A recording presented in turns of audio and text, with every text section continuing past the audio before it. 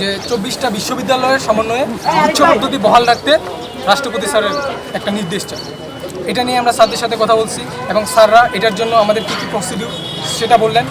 সেটার উপর ভিত্তি করে আমরা আমাদের যে 10 জন প্রতিনিধি ছিলাম স্যারদের সাথে একমত হয়ে আমরা হচ্ছে একটা লিখিত দিচ্ছি এখন ইউজিসিকে।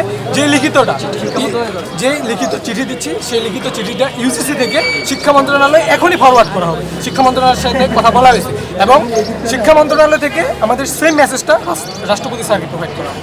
এবং এখানটার কথা হচ্ছে যে ইউজিসি কিন্তু ডিরেক্ট রাষ্ট্রপতি স্যারকে বলতে পারেন না, এটা একটা মাধ্যম আছে। ইউজিসি আমাদের একটা মাধ্যম, ইউজিসি দিবে শিক্ষা মন্ত্রণালয়কে, যেহেতু শিক্ষা মন্ত্রণালয় সরকারের সংশ্লিষ্ট, তারপর আপনার হচ্ছে শিক্ষা মন্ত্রণালয় থেকে আমাদের রাষ্ট্রপতি স্যারকে নির্দেশ দেওয়ার কথা বলা। একবার না, আমরা আগে কয়েক দফা আমি স্মারকলিপি 20টার বেশি জমা দিয়েছি।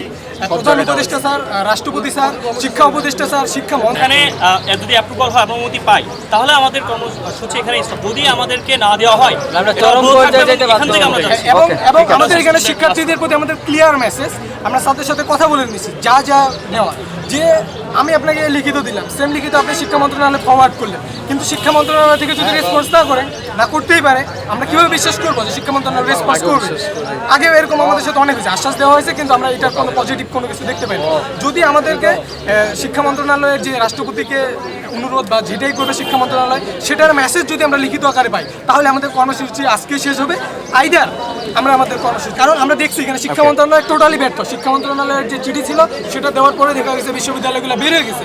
এখন কি করলে বিশ্ববিদ্যালয়গুলো বের হবে না, সেটা হচ্ছে একমাত্র চ্যান্সেলরের নির্দেশ লাগবে। তো চ্যান্সেলর হচ্ছে মহামান্য রাষ্ট্রপতি, এবং আমরা সেটাই চাচ্ছি। 24টা বিশ্ববিদ্যালয় আমাদের গুচ্ছ আওতাভুক্ত থাকে, সবশেষে এটা আমাদের জানানো হয়েছে প্রধান উপদেষ্টার কাছে, এবং এটা শিক্ষা উপদেষ্টার কাছে পাঠানো হবে। এবং শিক্ষা উপদেষ্টা যদি আমাদের অনুমতি এটা গ্রান্টেড করে, তাহলে আমাদের এই 24টা বিশ্ববিদ্যালয়ে যে আমাদের আন্দোলন চলছে, 24টা বিশ্ববিদ্যালয় একত্রিত থাকবে, সেটা আমাদের ইউজিসি থেকে আপাতত জানানো হয়েছে। আর আমাদেরকে যদি হ্যাঁ বলে তাহলে আমরা এখানে থাকবো, আর আমাদের যদি না বলে 24টা যদি ফাইন হয়ে যায় তাহলে আমরা এখানে অবস্থান করতে পারবো। এবং শিক্ষা মন্ত্রণালয় যদি আমাদের এটা গ্রান্টেড না করে, যদি এটা গ্রহণ না করে, তাহলে আমরা শিক্ষা মন্ত্রণালয় অভিমুখী রওনা দিব, এবং আমাদের দাবি আদায় না হওয়া পর্যন্ত আমরা শিক্ষা মন্ত্রণালয়ে যাব।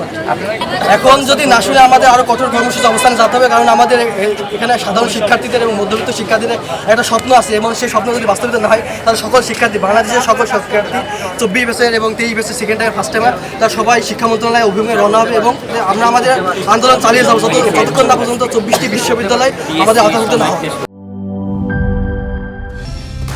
কালার এক্সপার্ট, জর্জ স্যাপ এবং মাইল্ড অন হ্যান্ডস টেকনোলজি সমৃদ্ধ অরিক্স ক্রিস্টাল ওয়াশ, আপনার লন্ড্রি এক্সপার্ট।